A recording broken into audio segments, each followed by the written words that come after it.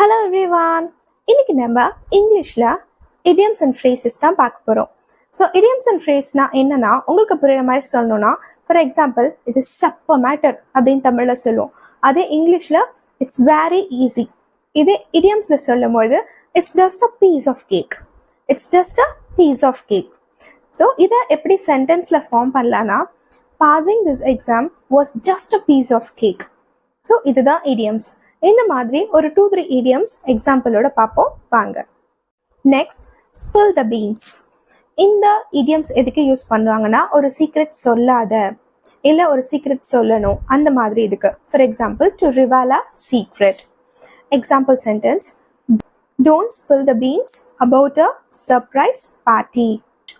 Hit the nail on the head means to describe exactly what is needed. ஏதாவது ஒரு விஷயம் அதை பற்றி கரெக்டாக பேசணும் அப்படின்னா இந்த idioms யூஸ் பண்ணலாம். For example his explanation hit the nail on the head. Next, under the weather. Under the weather means feeling sick. ஒருத்தங்களுக்கு உடம்பு சரியில்லை அப்படின்னு சொல்றதுக்கு பதிலாக under the weather அப்படின்னு சொல்லலாம். For example Nisha is leave today because she is under the weather. Break the ice. Break the ice means to start a conversation or interaction.